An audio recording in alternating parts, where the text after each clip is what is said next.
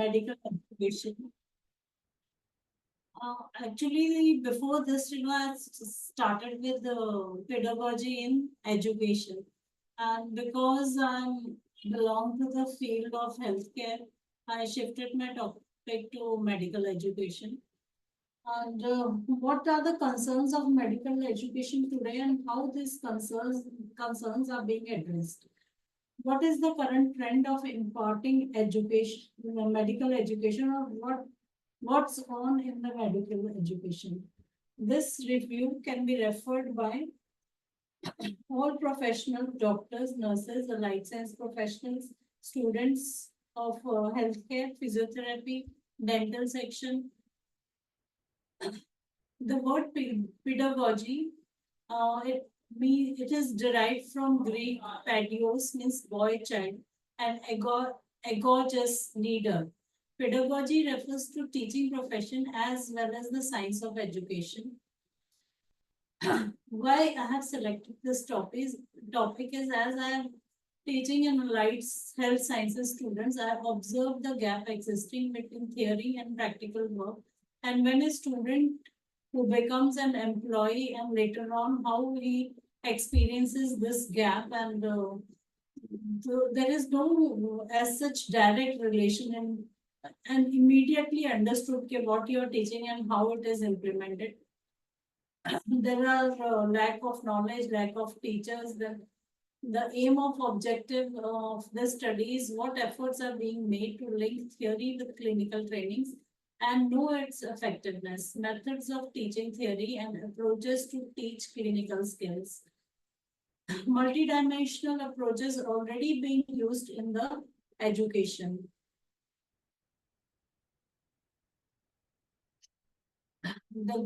This gap has many reasons. It may be due to university or institute lacking practical and work infrastructure and equipment, lack of maintenance, lack of knowledge, faculty overload with teaching load, with lot of teaching load and no interest in learning on part of the student.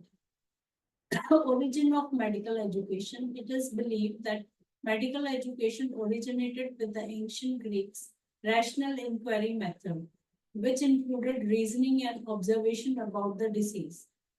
So, in the early Middle Ages, doctors in training or healthcare workers who were apprentices who learned surgical skills and herbs from more experienced peers. So in that after that, till 10th century, 9th and 10th century, there was this Schola Medica Salernitina, a medieval medical school, the first and the most important of its kind, situated in the south Italian city of Salerno. Salerno developed a pre-academic teaching method based on late Alexandrian model. It rose to prominence in the 10th century, becoming the most important source of medical education in Western Europe at that time. Trans, uh, Translations of ancient writings in Monte Cassino, a place in the southern Rome. Constantine translated Greek and Arabic medical writings and introduced Arabic medicine to the people staying over there. Purpose of the article. Now, again, I want to highlight why I have written this article. The review article explores and what it is exploring spectrum of teaching methods employed in healthcare education. Mostly how it began and what are the current methods prevalent with the development of technology, respective strengths, limitations, and potential impact of learning outcomes. This comprehensive approach would help higher education institutes resolve the issues faced by universities and students and facilitate them with learner-centered approach that learning need of each and every student can be considered. Such a method would enhance and the motivation level of learners and minimize the dropout rate of the students. What are the challenges faced by the universities in adopting new methods and latest technology? Are currently facing number of challenges, including high rates of dropouts and student disengagement in their lessons, as well as the failure of traditional learning techniques in the face of ongoing outbreaks. There is this term called CBME. It is used in two contexts: community based medical education and competency based medical education. So, what do we understand the community based? It is a way of teaching healthcare students. Community is the people the healthcare professionals are serving, and it involves students, teachers, and community actively participating. Community-based medical education, by involving the community, the healthcare professional becomes well versed with the language of the patient, which improves its communication skills. Dealing directly with the patient in his community develops and empowers the healthcare worker and help them understand the factors that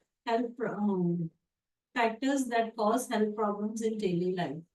Competency based. Now, the second part of CBE, second version of the CBE is competency based medical education. The healthcare professional is aware of the globally accepted quality standard to be followed while providing with any treatment or procedure. This method is also narrowing the gap between health professionals and patients and also increasing accountability and credibility. Now, some examples. Actually, the article includes many examples. I have just highlighted a few here because the time limit is just, I think, 10 to 15 minutes. There is this method which has been used, an article already reviewed on one of these methods, like called equity, diversity, and inclusion for review. Now, this word equity is different from equality. It is actually referring to the patients who come from different backgrounds, different parts of the globe, and they have to be treated with equality, with the notion that they belong to the place where they are staying. With the people shifting to various places globally, the demographics of the patients have changed. It has become necessary for healthcare professionals to provide person-centered care. This review has been done to understand the level of integration of equity, diversity, and inclusion in clinical simulations. Now, result of a study review, 5 themes emerged from EDI incorporation in clinical simulation healthcare. One is education, second is increase in the healthcare trainings and healthcare providers, self-awareness and EDI related competence, enhanced communication, insight and knowledge, and as well as strengthened EDI related self-efficacy. Now, this is another method which is as I'm going through different articles, I came across this culturally responsive pedagogy. The culturally responsive practices help dismantle the prevalent traditional healthcare education by promoting a flexible mindset that actively seeks the strengths and assets of every individual. These practices capitalize on diversity by finding creative ways to connect with learners, allowing them the freedom to show up as their authentic selves. Histology. Now, this is the third article. I have taken a few articles as sample study. This article is taken from the General Federation of American Society in Experimental Biology. Histology out of the microscope. So as digitalization is growing, technology is growing, the old things which we were using are less relevant now. Or the younger generation, the new generation is finding them less relevant. Like they have a lot of ready material and things which can be interpreted online rather than physically going and viewing the things. So in the most of the developed countries, the labs are being refurbished with digital microscope systems, due to which students miss on learning basic microscope skills. The students and other practitioners who lack manual skills are unable to work in rural areas which are not equipped with modern technology. The article highlights the physician's perspective about histology pedagogy. The conclusion of the study, as per this article, is teaching histology.